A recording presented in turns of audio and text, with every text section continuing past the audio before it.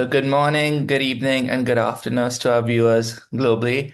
Today, I'm very excited to have Mr. Jordan with us on Groundbreakers Transforming Geotech. I got to meet Jordan a few weeks ago, and I think he's one of the most passionate and energetic people in the field of civil engineering, whether it's AI, whether it's new technologies, but especially I think dam safety is his biggest passion, and that's what the podcast topic is going to be today. So, Jordan, thank you for joining us today. And Yes, yeah, it was excellent to meet you at USSD. Thank you for having me on Groundbreakers. I follow the footsteps of many great people that you've had on your podcast. So thank you. Thank you so much. so thank you, Jordan. And I think we'll in the introduction, I didn't really cover what you're doing now, but I think my first question is really like, what drew you to focus on dam safety? And I believe you were in consulting for a long time. And spoiler alert now that Jordan's now started his own dam safety services company. So what made you move from that consulting environment, that engineering environment to really taking that entrepreneurship step to dam safety? Yeah. So I worked at a big consulting firm, Stantec, for approximately 7 years, and got to learn from a lot of really great engineers there. And what I found is that I wanted to move a little bit faster than the big organizations allow you to move. And I wanted to apply technology to make dams safer. So as you mentioned, I'm very passionate about making dams safer with technology primarily. I think today's technology is able to be applied to dams in ways that we've not been able to do in the past. And I saw the opportunity to maybe do that at a bigger scale and more focused scale on my own. So that was the big driver to do this and make it our main goal is to make dams safer. Yeah, but I think that purpose is really, really important to follow because we do need to make dams safer, not only in the US, but globally. And I think we were talking some statistics. I could be a bit wrong here, but around nine out of the 90,000 dams approximately in the US, 67% of them are either high hazard or not in an ideal safety condition, and to monitor them, to use various technologies to inspect them, can is a real important thing and can be implemented as we go. And also, he's got really cool hats as mods. If you ever meet him, you should ask him for a hat. So, my next question is, like, you see, like, the US is a very complicated nation, and you have the big tech giants in California and big finance in New York. But when it comes to dams, what are the challenges you faced? How have you seen the industry go in your 8 years at Stantec and now at Dam Safety Services? How do you see it moving? Yeah, dams operate on geologic time. So they're forever assets, I like to call them. We plan, some of them are decommissioned and do have lifespans, especially in the tailings industry and the mining industry. But in general, we build dams to last a lifetime, so to speak. And these dams have mostly been built historically, in the 70s and the 60s and prior. And so they're aging. And these dams require constant maintenance and monitoring. And really, we haven't had the technology to do that until today. And so our cell phones, these magic little devices that we all carry with us, are making this possible to apply technology to dams to do things that humans can't do, to be there when we can't be there. So, those innovations from the tech industry are propagating through the dam safety industry and making it where we can put monitors on every piezometer to make these readings on an hourly basis or after an earthquake even faster. And so those technology advances wouldn't be possible without, the advances in the tech industry. And I think in civil engineering, and especially what I like to do is I like to take technologies that exist and are being applied in other industries and then just try to apply them to civil engineering. And I think, there's a big opportunity for others to do that as well, because these technologies enable us to be superhuman and do things that, typically you wouldn't be able to do. just by visually looking, or even if you paid someone to live on the site, like most of or a lot of the dam owners in California do, they have someone that lives there, and they're very important. There's nothing like a set of human eyes, but they also aren't able to measure to picostrain or very small amounts of movement or accelerations. So we have to have these instruments to supplement that. But I think that's where I see it is supplementing what we have before and bringing maybe an industry that has been developed and was implemented in the past to today. Yep, I think my biggest takeaway from that is really taking what's there in the tech industry, other industries, and bring it to our industry. And I think the second main point that he said was that every site has humans, but to measure these minor accelerations, minor settlements, minor changes in strain, you need devices, but what do you even do with that data from devices? So now we really have the compute, we have the internet, we have mobile phones, like you said, to really make sense of that data and make decisions. So I think those are very, very good things that people have already started implementing, but I'm excited for the next 3, 4, 5 years to really see what new things people bring to the civil engineering industry. So let's talk a bit about challenges and solutions. So you've been on various dam sites, and I know you can't talk about a lot of them, but maybe one or two experiences which you can talk about. Like, what were the challenges? Where did you see the gap? And how did you help or you and your team help the asset owner or the engineering team really solve a problem? Yeah, one recent example was with one of our clients in California that has a few remote sites. So they're up in the eastern Sierras of California, and to get there, it's a 4-hour drive from Los Angeles, their headquarters, and it's hard to monitor these things. And they had a lot of snow in the last season and again this season. But especially last season, and they had not as bad as expected or as it could have been, but heavy snow melt that uh, raised the levels in the reservoirs quite dramatically and quite quickly.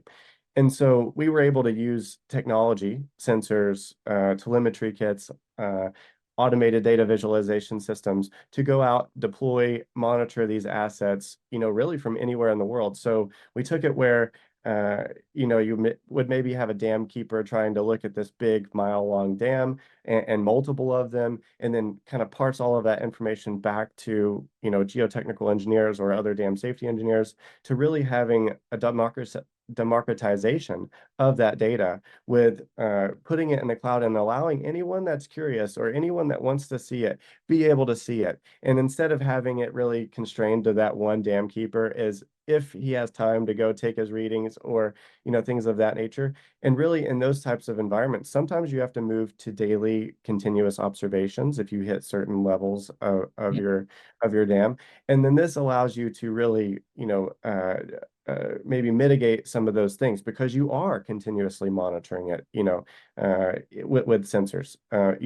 Again, no replacement for humans, but we can't really put sensors everywhere just yet. Maybe that's coming in the future with fiber and other technologies and satellite technologies. But uh, uh, these things are a big supplement to what we're already doing. And so uh, that proved to be very successful. So that allowed us to release those requirements, to get this data that we need, and to look at things that may have been issues and then respond to them. So that's the key thing is I never want to monitor to failure. That would be a very bad thing, Yeah, right? Like if we, that's not that that's it not the goal. it keeps me up at night. Yeah. I hope I never have a case study where I've monitored the failure. I hope I'm able to raise the red flags if there are red flags well before, those things. And as dam safety engineers, we all need to work together to do that and prevent those issues. And we all work tirelessly to do that. And we have a really great, professional organization with USSD and ASDSO that we all contribute to and share knowledge. And so, we're all working hard to keep these dams as safe as possible, but yeah, they are aging and these things are not known, what they can happen anywhere. Some dams are miles long, like we've talked about, and they're made of soil. So the soil can erode, if it's not built properly or if there's construction defects or other things. And so having the ability to do more than just driving the crest or taking your manual readings once a month is a big advancement that we've had in recent years. So yeah. Yep, I think that was a very insightful point again, that like there are different types of dams. All of them are not just concrete big structures. Like most of our known dam safety engineers see there's earth dams as well. There's tailings, and these dams, yeah, you say soil can erode. And none of us want to have a sleepless night when we have to monitor the failure of a dam. But I think the automation of readings and alerts, etc., help us take that step, understand the data, look at the trends, and be like, you know what? There could be an issue. Let's mitigate the risk and let's work with the team who's build the action plan to implement the action plan. And ultimately, it's not only about saving the structure, it's about the surrounding communities, the environment, and also the people living in that area. Because I feel like if a dam breaks, you can build another one, but the environment and the lives that could be lost Definitely the are people. not Definitely the replaced. people. Yeah, Yeah. it's definitely the people downstream that keeps me up at night. I love dams, but and they're beautiful structures, and I love to look at them, and I love to spend time at them. But they're also extremely dangerous structures, right? Like the downstream consequences of some of the dams in America and across the world are tremendous. We have failures more than I would like. We had a couple in the United States here with Edenville, um, and the downstream consequences of that. And then we also had one at Derna, Libya. So the Derna, Libya one is much worse. One of the deadliest disasters in history for dams, and it's really saddening, to look at the pictures and the aftermath. And it happened in the middle of the night, and I can't imagine the fear that was going through people's minds whenever that happened. And so, we owe it to the people that are living downstream, the civilians downstream, that maybe are unaware of these risks. You don't go onto Zillow and click your house, and then it doesn't tell you if you're at risk of an inundation zone of a dam.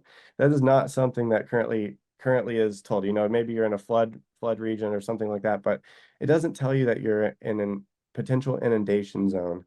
And I think we owe it to the public to do as much as we possibly can to make that where they never have to know. That would be great. That'd be great if they could just be blissfully unaware of that gigantic risk that's upstream of where they live. That would be great, but we have to work really hard to get there. Yep, it's a lot. They have to monitor around maybe 1 million dams globally to get there, and all on real time with alerts, with people who understand the data, with action plans. So it's not only about the sensors, And it's about building responses consultants. and Exactly. physically constructing it and physically going out there and fixing a defect if we find one, right? Like or if we identify one could be there based on the foundation conditions at the time and our new understanding of liquefaction and the seismic risks of our dams, right? That happens all the time where we have, oh, we that was an alluvial soil, but it's seismically active zone, and oh, that's liquefiable now, and we should replace that foundation or replace the dam or buttress it. And we do that, but there's limited contractors that do Yeah. that. There's limited engineers that can design those things, and it takes time. If we can speed up that iteration, if we can make it faster to identify problems, if we can make it faster to remediate problems, identify the risk, and then address, those risks very targeted, I think that's where we can make a big improvement and make a big dent in dam safety, and protect those communities downstream that depend on us. That would be another pain for people. So Yeah, and I think iteration and increasing the speed of at least the knowledge work that we do and working there is going to be a big change. But we will come to that a bit later in the podcast. But right now, I want to talk a little bit about a few different technologies, as I feel people who know about dam monitoring know the manual surveying and they know about the geotech instrumentation. And now a lot of people also know about automated data transmission. But there's technologies like fiber optics, like InSAR, like UAV survey. This, I think the Skydio drone you have, which is thermal and image at the same time, and laser scanners, things that are not really conventional. Like maybe you can touch on two or three that you've used recently, and like how are they enhancing that whole package of just sensors, data logger software? Like what is your take on these key technologies? Great. Yeah. Well, we could go for hours Yeah. on those topics. So I'll try to keep it brief. But I would be remiss to not mention drones. So, like as you mentioned, I have a Skydio, a new Skydio X10. It's quite an amazing piece of technology, fully autonomous, can fly itself, can go scan things. You set grids, and it goes and scans the structure. It has a thermal on it as well, so it can do radiometric measurements of temperature and obviously do photogrammetry processing thereafter. And so these technologies are enabling us again to do things that we weren't possible. We weren't able to do as humans before. You're not able to have perfect geometric monitoring of your asset over time or have a time series image that you can go back to. Like I said, these are forever assets. So as humans, we tend to think on like years, whereas or weeks or months or even days, right? Like or hours, whereas dams operate on a much different time frame. And so we need to think about the people that are going to come after us and how are they going to maybe keep up with their structure. So drones allow us to take that snapshot in time of that structure as it existed at this moment in time. So you have the as-built, you have all of the things that happened up until now, and we really have a big data gap. Like if you were going to look at if you're going to look at the I bet like the amount of data that we have going back in history. We have a big gap from construction drawings to maybe a couple of annual reports, some instrumentation readings, some stuff like that. To now, what we're starting to get is these huge hundreds of gigabytes or terabyte drone models, or this now DAS data that's generating a terabyte of data per day. And DAS, for those that may not know, is distributed acoustic sensing. So it's using fiber optic technology and fiber optic cables to measure sound. So that's as simple as I can put it. But it turns this fiber optic cable into virtual microphones. And the way that it does that is magic. And thank you for all of the people that have worked on this technology to make it available to us for dams because it's quite spectacular. But it's able to measure sound or listen for sound because and other wave propagations like seismic propagation of waves like surface waves things like that accelerations on the cable for up to 30 miles from a single point of measurement and it's a completely passive sensor. It's just a piece of glass and we are interrogating that piece of glass with a laser and able to listen to sound. And like I said, it generates an ungodly amount of data, a terabyte of data, but it allows us to do things that we've never been able to do before. With traditional sensors, we have targeted, what I call targeted instrumentation. And that's very limited, right? Like if you imagine a borehole, and I always like this when my professor said it. If you imagine a borehole, maybe we're drilling a hole, that big into the dam, and we're installing a sensor right there. But this dam is a mile long, or in a it, in this case of a levee, maybe hundreds of miles long, right? And it's like a chain. It's only as strong as its weakest link, right? In a levee system. And so where is that weakest link? And we go through and we say, okay, all right, we're gonna drill holes every 1,000 feet. Oh no, we're gonna do better. How about every 500 feet? And it's like, well, you're still 500 feet in between each boring, guys. And like you're not doing anything downstream. And so the ability to monitor continuously for up to 30 miles in each direction is a complete game changer. And I think it's going to be on every dam in the future. I'm pretty confident in that. We might not understand it now, but I think in the future, every dam will have this technology. It will be able to look for, it'll be able to do passive or active shear wave velocity measurements. It will be able to uh, look for rodent digging, people digging on your structure.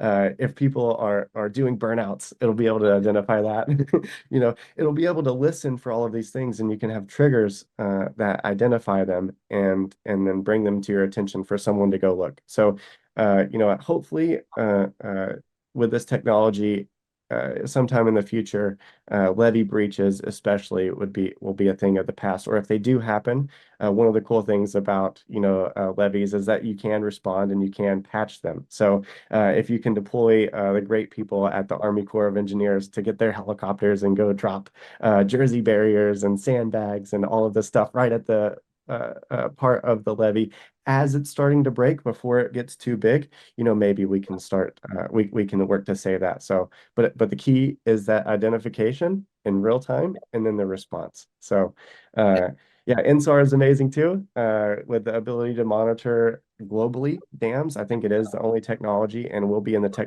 technology of the future that can actively quickly, for a fiber optic cable. Well, we're gonna have to install a lot of fiber optic cable, right? Like there's 90,000 dams in America and more obviously globally. And so just the amount of time to go out and deploy either targeted sensors or fiber optic, it, if you do the calculations, it's a lot of effort, right? It's a lot of manpower. Whereas if we could put a satellite, and when we are putting satellites that are measuring INSAR, basically deformation of the ground, and if we're able to do that from a satellite, well, we can monitor your dam whether you like it or not, Yeah. right? Like whether you have a great dam safety program or a poor dam safety program, we can use this satellite to maybe look at your structure. And right now, the technology is, in its infancy, like a lot of other things, and it has a very poor, I would say, spatial resolution for a lot of the things that we want to do, but it's only going to get better. And so as it gets better, and there are technologies such as Spotlight that instead of getting everything in the United States. They focus on certain things over and over, but that's expensive. You're physically tasking a sensor on a satellite to look at your dam, and that is not cost effective. But I think these technologies will, as we're able to launch more satellites with SpaceX and really cost effectively launch satellites, that is going to allow us to put INSAR or other sensing satellites in space at a scale never before possible Yeah. and measure our assets like we've never done previously at recycle times that we've never seen previously. Yeah. And so INSAR has very uh, um, high capabilities of what it can be in the future.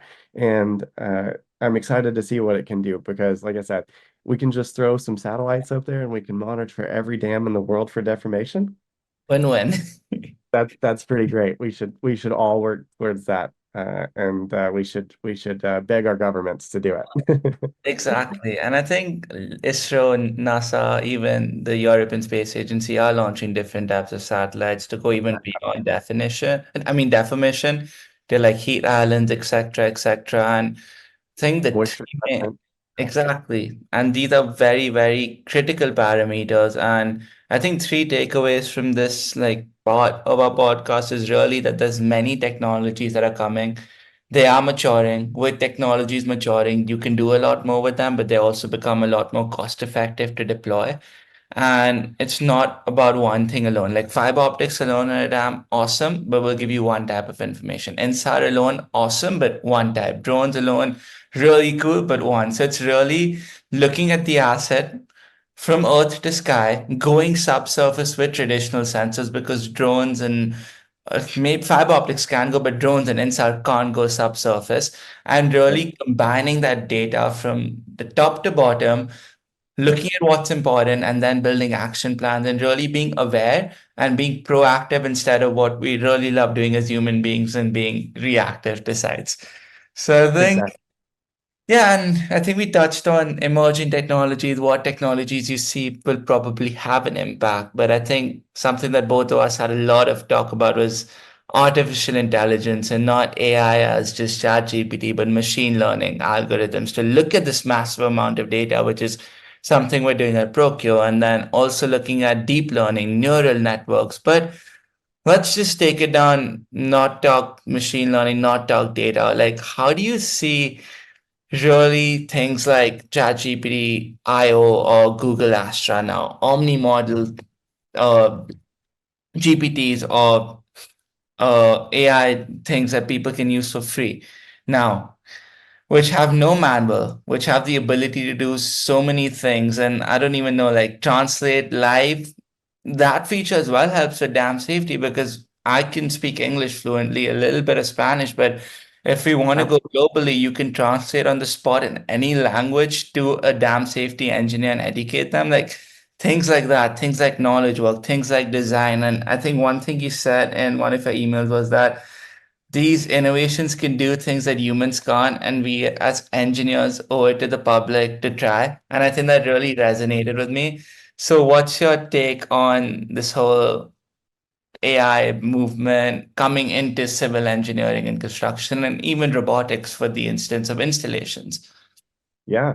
If you talk to any leader at any company right now, they're going to tell you that they're hiring, right? They're going to tell you that they're stressed, and many of my colleagues are stressed. It's a very stressful time in civil engineering. All of these mega projects are being released from the infrastructure bills and everything that happened during COVID, and so they're now coming to fruition, right? And we're starting to implement those, and so adopting these tools to our everyday workflow is going to allow us to do more than we did before, right? Like that's the big thing. We're going to be able to review documents for specific things that interest us. We're going to be able to look at these terabytes of data that are happening that are coming to us. These drone models over time, we're going to be able to look for cracks. And whether you're an expert structural engineer or not, it's going to be kind of like, going to your doctor and getting, a CAT scan or an X-ray, or going to the dentist, getting your X-rays. And then if there's something that they see, they can flag it and they can send it to a specialist, and they can send you, to a specialist to get that looked out. And I think that's kind of the same thing that we're going to be able to do with all of this AI in in dam safety and in construction, and everything that we do in civil engineering is that it's going to be able to flag things that we didn't even know were potential issues. And some of them are going to be false flags, of course. And we're going to be able to, silly AI, you don't know anything. But some of them may bring our attention to something that, you know what, we didn't think about that. And maybe we should think about that. And that's what I see it really doing, is supplementing our existing staff and allowing them to do a much better job, in everything tech. If you're building a dam right now and you're not using these, technologies to capture your data over time as you're constructing it, I feel really bad. Because you have this technology to monitor your asset in a way that no human, no engineer has ever been able to do before, and you're simply just choosing not to apply it. That sometimes saddens me, and I think sometimes that's just because people don't know, right? You don't know what you don't know. And so these engineers that have been doing this, they may not know that, like, the hottest new thing is to take a drone survey of your site every month, during construction, so that you can have that as built for forever. You can go back and look at it. They may not even know that that's possible, or there may be a regulation within their organization, or some issue that's barring them from doing it, and they just give into that.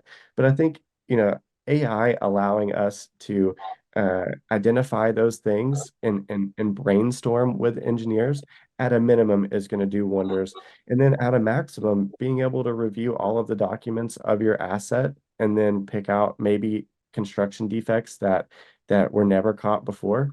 As I said, whenever these things, the people that built these things are not around anymore, right? They haven't been continuously learning, going to all of these USSD conference, and then seeing something, a case study that jogs their memory of something that they built, right? Yeah. Because they're not there, right? And so we're just we're going back and doing historical reviews. We're looking at these old documents, and that's typically one person reviewing that document. And so, what is the data storage capability of one person, right? And Yeah. so it's not very good, I tell you. And Yeah. the bandwidth sucks. It really sucks.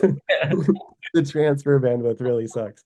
Yeah. But I think these things allowing us to do more than look at our data in ways that we've never been able to look at it before, and then use it for brainstorming, and then applying that stuff that it comes up with together is something that I think is going to change. And one thing that was said by Sam Altman here recently is, ChatGPT 4 will be the dumbest model that Yeah. we ever use from now on by far, right? Yeah. Like it'll seem stupid compared to like what it will be in the future.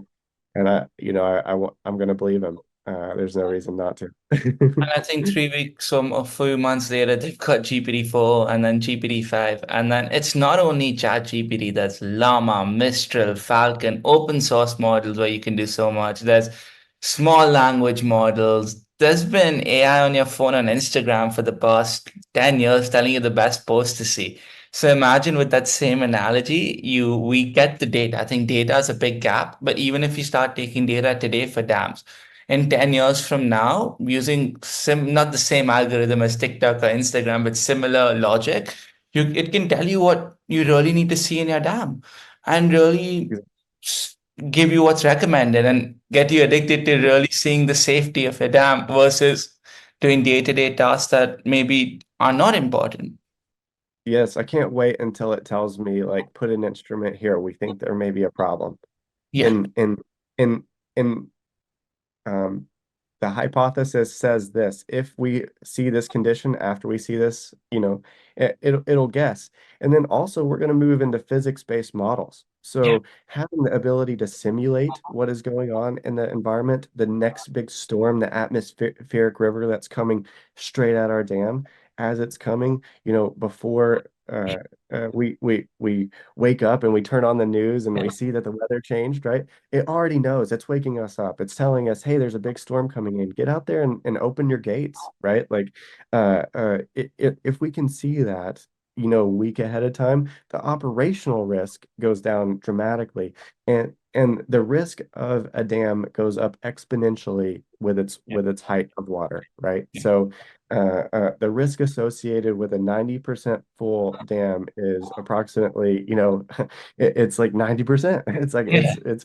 close, right? But the risk of a 50% is maybe like 10%, 5%, right? It's a very low risk at that stage of loading and condition. And so having the ability to forecast, what's happening in the future and responding to that, I think is something that's going to be enabled only by AI. And yeah. so, yep, I think I we're going to agree. be able we're going to be able to implement that and simulate conditions, simulate spillway flows. If you do not open the gates, you are at risk of causing serious damage to your structure. Please Yeah, open your gate. exactly. Like that'd be great. And having someone that's basically able to, or having something that's someone that's able to guide you, advise you on your current conditions and then what is going to come to your asset based on weather is quite remarkable. And then to look at the data after an earthquake as well. Obviously, if you have a lot of dams in a single region like Los Angeles does, if an earthquake hits your site and it rocks all of your sites, well, which one do you respond to? And how do you decide that? And how quickly are you able to decide that? And so, I'm very encouraged by the officials and the dam safety engineers in the area of Los Angeles and California. They're very early adopters of technology, and they're trying their best to make their dam safer for the people that they serve because they see that risk. They're responsible for 30 dams or 15 dams in one area. So if a big earthquake hits, it hits all of them. And then knowing how to respond, who to call afterwards if there's a problem. We don't know actually like how big the earthquakes could be. We think we know, we say we know, but we don't actually know.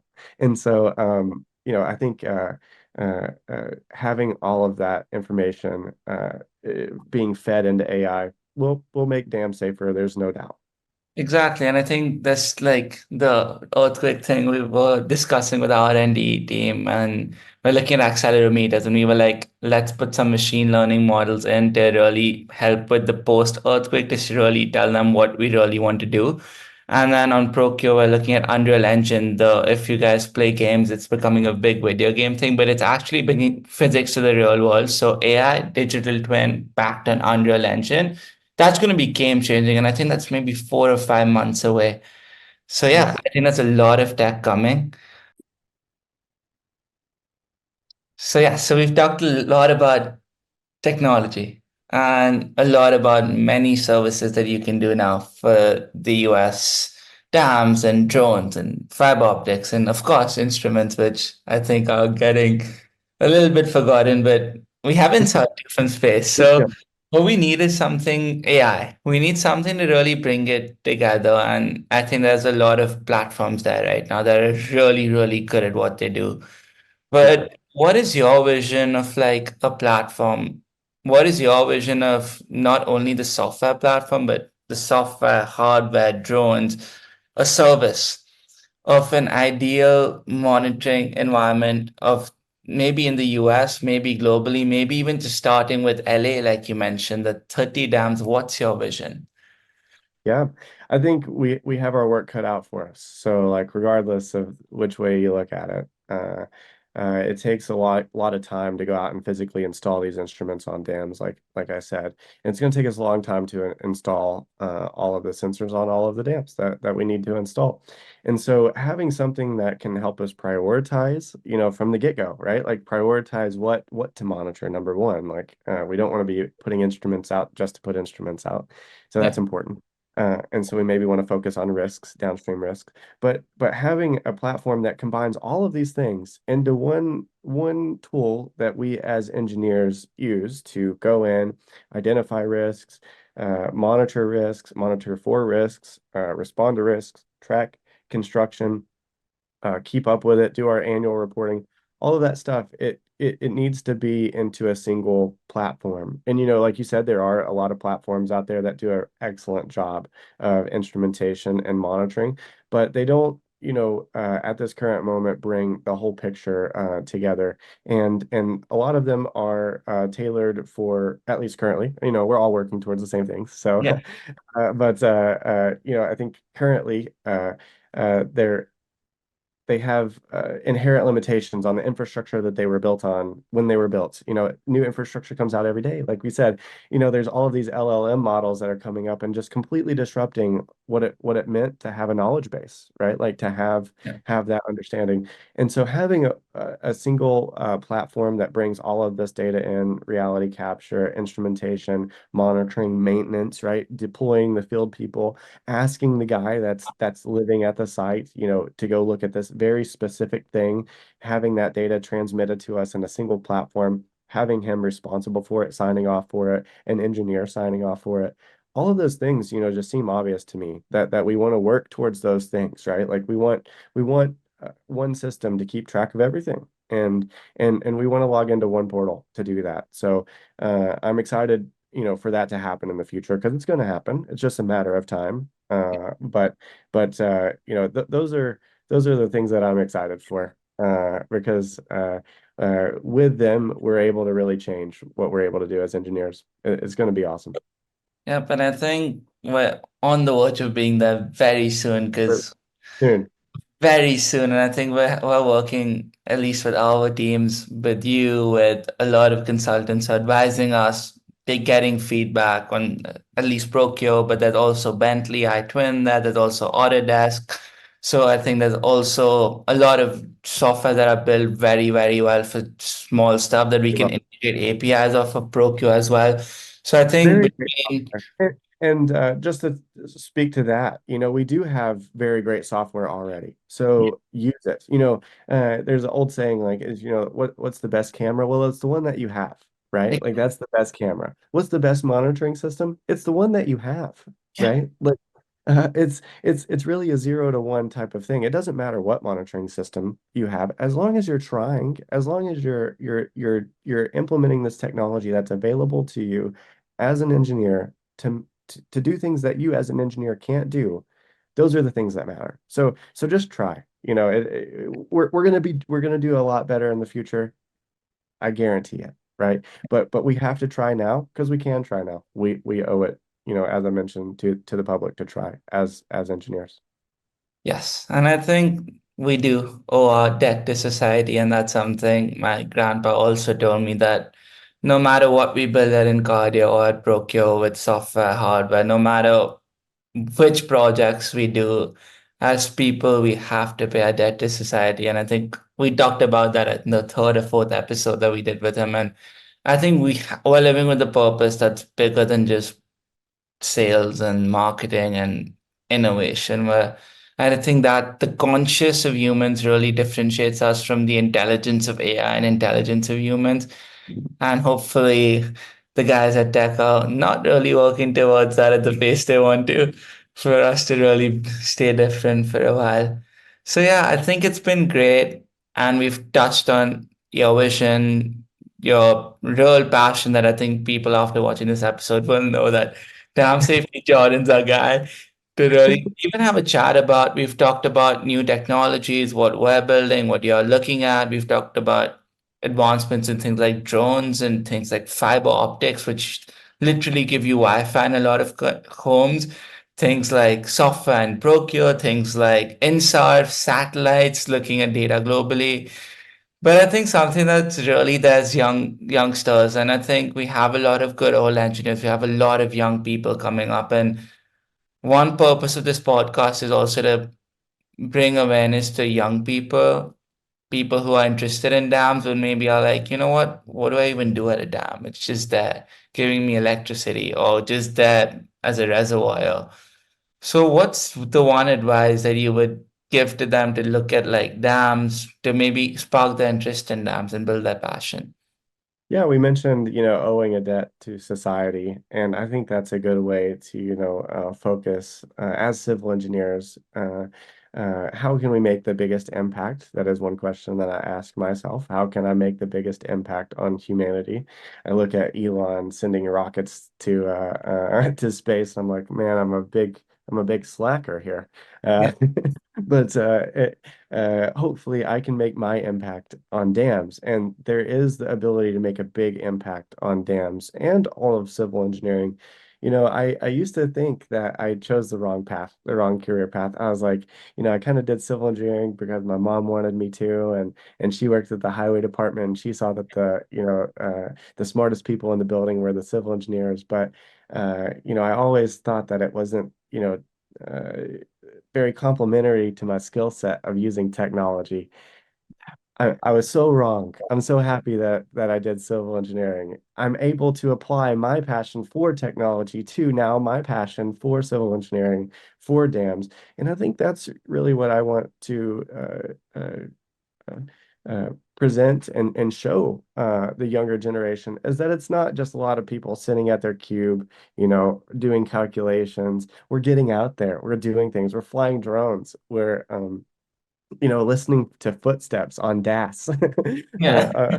It's th those are the things that I think are exciting, and I'm so excited that I get to apply them to dams. And so I think other generations should be as well. And so again, you don't know what you don't know. So as if we can go to these schools and tell them what we do and show them the various career paths, we owe it to the younger generation to do that and to inspire them and maybe before college, right? We owe it to the high schoolers, the middle schoolers, that to show them that these are fun things that we're doing, and if you become a civil engineer, you get to do fun things. A lot of people go to software engineering, and the enrollment statistics between software engineering or software development and programming versus well, computer science in general versus civil engineering are very scary, really, right? Like a lot of our talented youth are going into software development, and